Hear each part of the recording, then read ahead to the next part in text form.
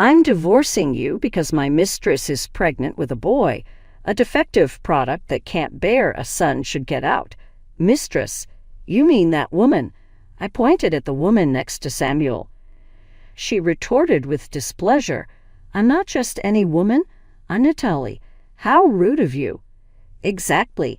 That's why I'm dumping her, Samuel said, and both he and Natalie laughed. I was taken aback. How could they talk so openly about having a mistress? Normally, that's something you'd hide, and now they're joking about divorcing because the mistress is pregnant.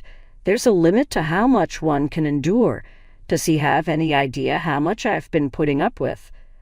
Well, this divorce actually works out in my favor. I have plenty of evidence, and he's admitted to the affair. I'll gladly dump such a husband in exchange for a hefty alimony. I'll make sure he hits rock bottom, so he better brace himself. Clenching my back teeth, I headed to my room. My name is Michelle Brown. I'm a 43-year-old stay-at-home mom raising 4 daughters. My eldest is 11, and the second one is 9, so they can handle most things by themselves. But the youngest 2 are 5-year-old twins who still require a lot of care. I keep reminding myself that this phase of constant caregiving is only temporary. Thinking this way makes me cherish these precious days even more. You might think we have a happy family life from this conversation, but that's far from the truth. My parents-in-law, who live with us, are constantly critical of me, and my husband Samuel hardly ever comes home. Our marital and family relations are terrible, to say the least. Samuel is probably cheating on someone out there. I've even hired a private investigator to track his activities. But the girls need their father, and with that thought, it seems impossible to just get a divorce. The frustration inside me keeps growing. I feel that if we weren't living with my parents-in-law, things might not have turned out this way. It's something I regret, but at the time there was nothing I could do. Samuel and I met through a mutual acquaintance. Back then, I was working as a hairdresser at my mother's salon and was close with a lady named Anna from the neighborhood. There's a man around your age at my favorite jewelry store. Anna started telling me about Samuel Brown, the heir to a jewelry business, an elite graduate. He was too busy with work to meet women. Why don't you meet him? Someone like me and an elite like him. We're not a match. Just meeting should be fine, she insisted. Eventually, I couldn't refuse and agreed to meet Samuel. Surprisingly, we hit it off. I was impressed by his fondness for children and his smart, elite demeanor. That's how we started dating, with marriage in mind. Later, when Samuel proposed, I accepted. However, when I went to Samuel's parents' house to announce our marriage, his father said to me, "Our family runs a business. Both my wife and I are busy, so we need a daughter-in-law who can handle household chores.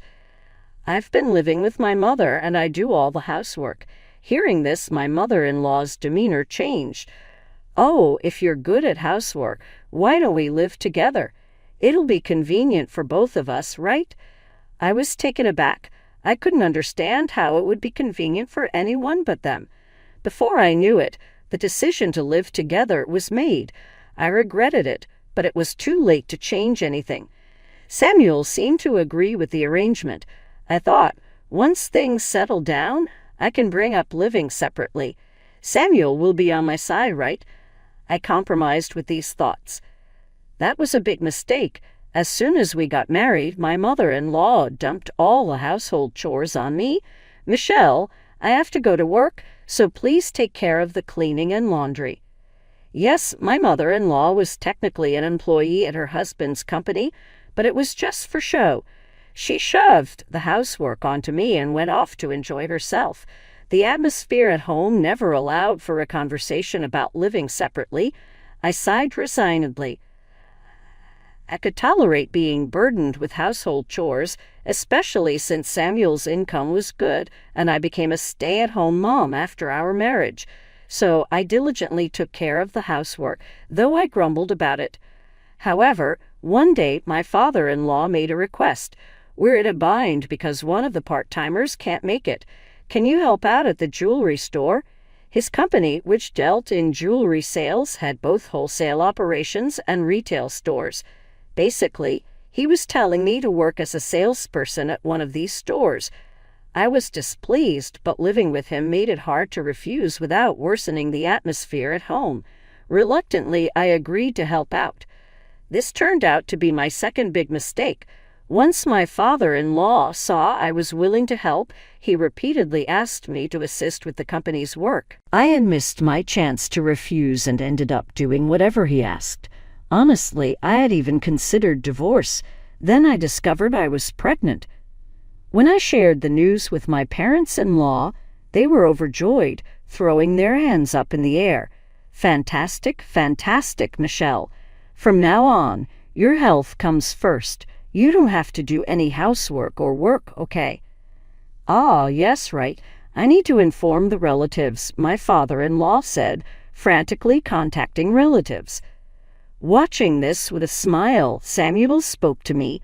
Sorry about this. Dad and Mom are just excited. No, it's fine. I'm happy they're happy. Good. Just focus on delivering a healthy baby. Samuel's words were the most encouraging. From that day, my life changed drastically. The household chores, which had been thrust upon me, were now taken over by my mother-in-law. I was treated like a princess with everything done for me. My father-in-law didn't ask for help with work anymore. Looks like I can have a peaceful childbirth now. Relieved, I gave birth to a healthy baby girl a few months later. However, when my in-laws came to see the baby, their faces fell. Anxiously, I showed them the baby. Look, a healthy baby girl. I've named her Catherine. Oh, I see. That's a nice name. My mother-in-law was visibly disappointed, and my father-in-law's reaction was the same. Well, they say first a girl, then a boy. So you should have a boy next time. Yes, I was confused. After my in-laws left, I asked Samuel about their strange behavior. Your parents were acting weird. What happened? Probably because it was a girl, Samuel said, looking disappointed. He explained that his family had been running the company since his grandfather's time. As it was a family business, they needed a male heir. So my parents-in-law were hoping for a boy. In other words, they were disappointed it wasn't a boy. Well, just make sure the next one is a boy, Samuel said with a sullen expression. I was infuriated. Was he implying a girl couldn't be an heir? That's not true. A girl can work too. In fact, for a jewelry business, a girl might even be more advantageous. What is wrong with these people? I found myself wanting a divorce immediately, but I couldn't leave because of Catherine. At least until she grows up, I'll endure it. After being discharged from the hospital, I returned home. My life reverted back to what it was before pregnancy. Every day I was burdened with both household chores and work, and now I had to take care of Catherine as well. I lived each day gritting my teeth. Eventually, I became pregnant again, but it was another girl. I named her Christina, but neither my parents-in-law nor Samuel showed any interest. A few years later, I got pregnant for the third time, only to find out it was twin girls. Predictably, my parents-in-law and Samuel showed no interest.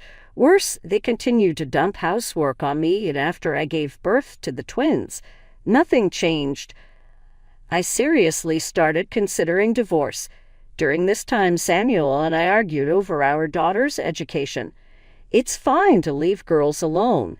They don't need much education. Nowadays, girls need to study too, aiming for university. What? As long as a woman looks good, she can get married. No need for studies. Samuel and I fought like this every day. Naturally, things between us kept getting worse.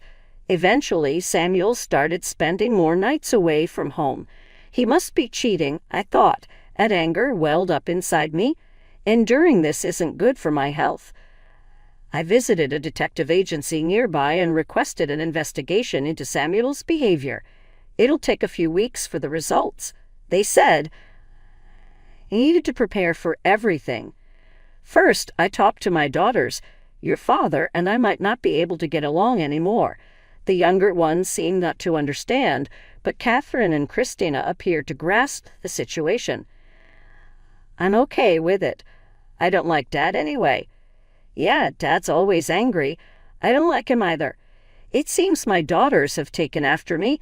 This meant I could bring up divorce when the time was right. I felt relieved. Then one Sunday morning, someone visited our house early. Wondering who it could be, I saw Samuel bringing in a guest. Michelle, we need to talk, Samuel said. He brought a young woman with him. She wore flashy makeup and was smiling oddly. Since you couldn't produce an heir, I went out and found a woman who can, Samuel announced. A woman who can produce an heir? I thought it was just an affair. I watched as Samuel caressed the woman's belly and declared, well, that's the situation. In that moment, everything became clear to me. Samuel continued smirking. I'm divorcing you because my mistress is pregnant with a boy.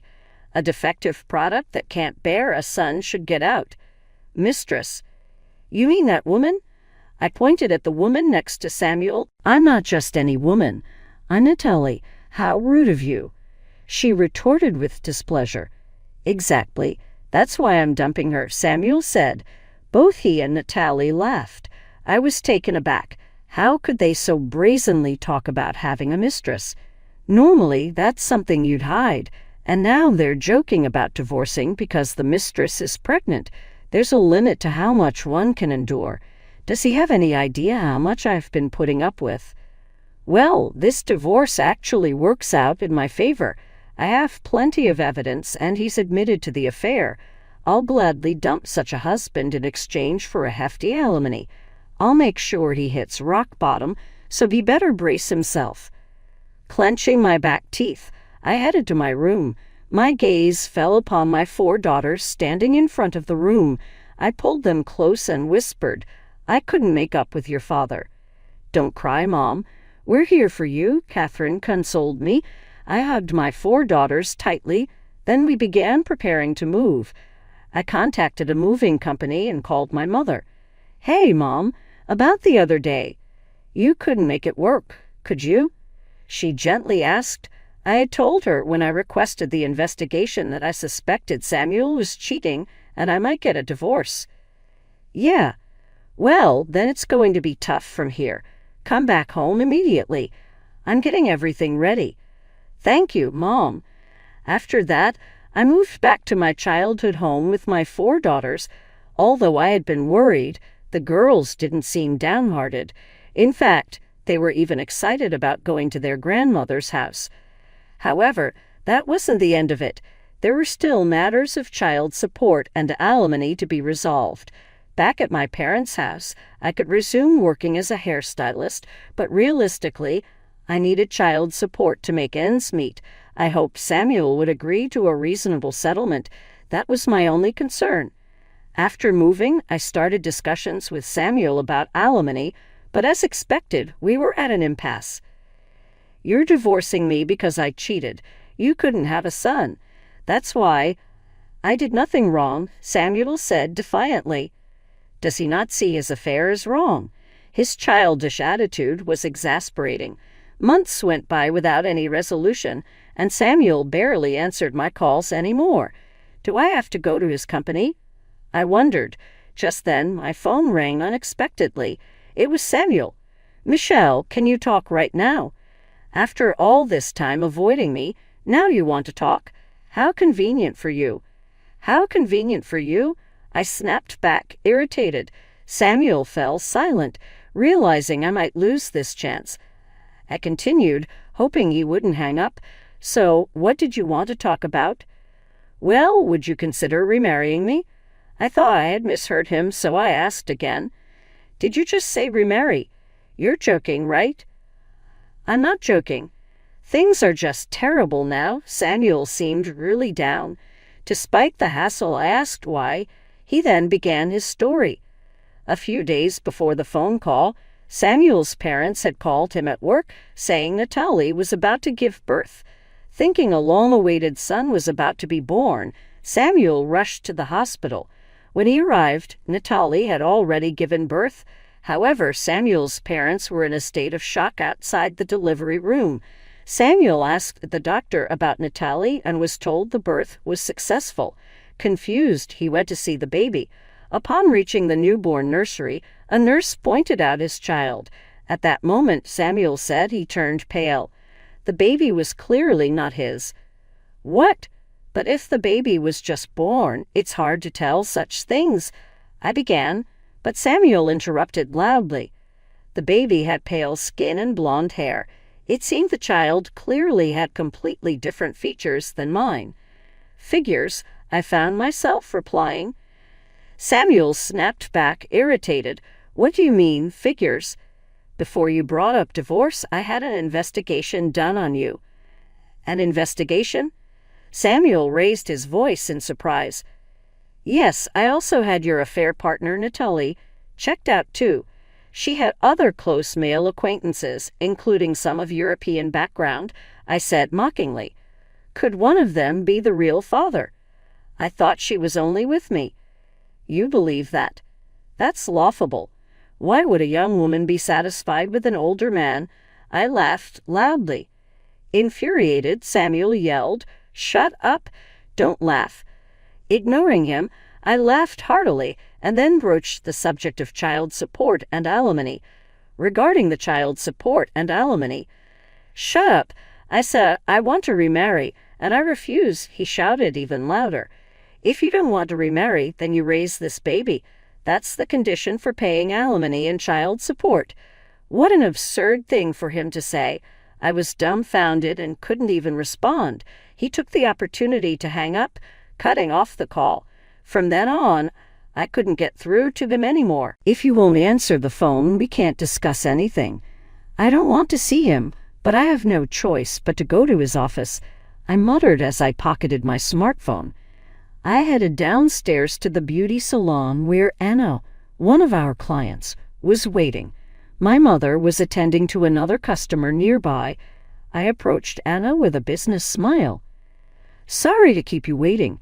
It's okay. More importantly, I'm sorry for any trouble caused by that matter, Anna said, carefully avoiding mentioning Samuel's name. No, it's fine. Just having some issues with the alimony. Are you really okay? Anna looked at me with concern. I masked my feelings with a forced laugh. He doesn't think he's done anything wrong, so it seems he has no intention of apologizing. That's tough. It would cause him an uproar online, but I don't plan to blow things up that much, I answered with a laugh. Then I noticed my mother's customer eavesdropping. If bad rumors spread, maybe that's for the best, I thought. Pretending to be oblivious, I started working. Eventually, my mother's other customer left. After a while, Anna spoke up. Michelle, were you okay with not warning that customer just now? Apparently, she had noticed the eavesdropping too. If bad rumors spread, it might teach him a lesson, I replied with a smile. Soon, I finished Anna's haircut and let my mother take over while I retreated to the back. Later, I tried calling Samuel, but he didn't answer. A few days later, on a day the salon was closed, I went to Samuel's company. He wasn't there and was reportedly at the retail store. Reluctantly, I headed to the retail location. As soon as I entered the store, I heard a familiar voice. Oh, what brings you here? I looked up to see my mother-in-law standing at the counter. It's been a while. Coming all the way here. What an indecent woman you are, she retorted, though her strong words belied a somewhat haggard appearance. It seemed the revelation about Natalie's child not being Samuel's had affected her greatly. I smirked and addressed her. Can't help it, can I? Since he keeps running away. What did you say? I asked, my voice firm. I just want to be compensated. How do you plan to take responsibility? My words caused a stir among the customers in the store. Realizing the situation, my mother-in-law started to panic. Stop this right here, please. But money can settle this, right?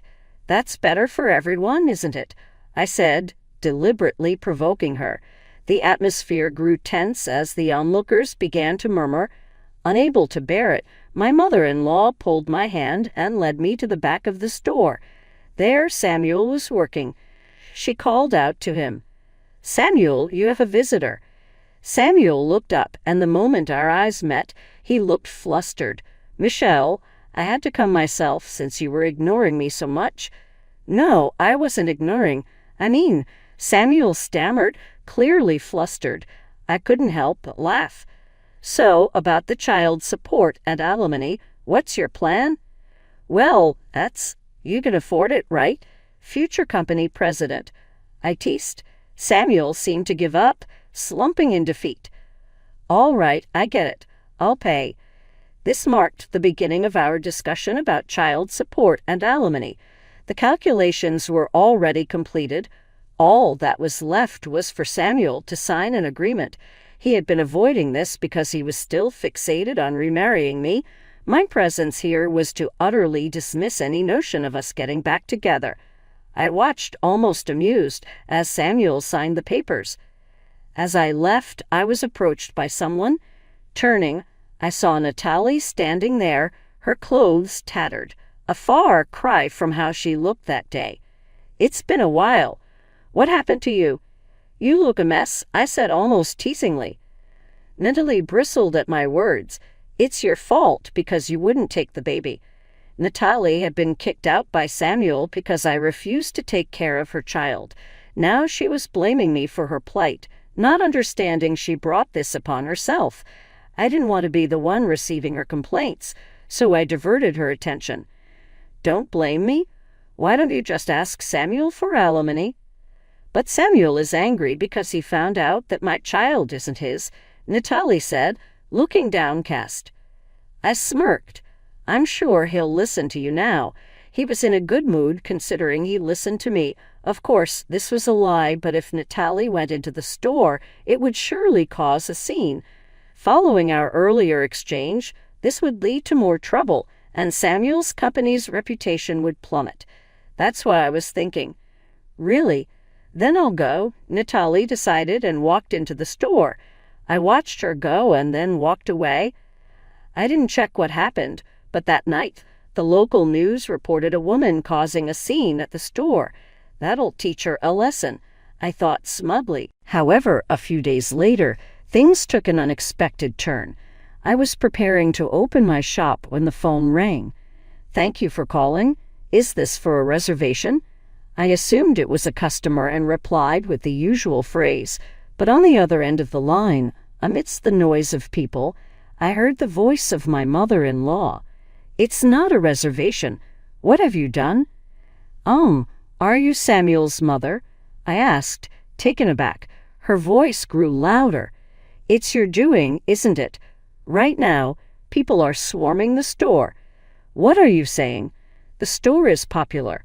"No, they're all here to cancel their orders." Suddenly, the call ended amid a burst of loud voices.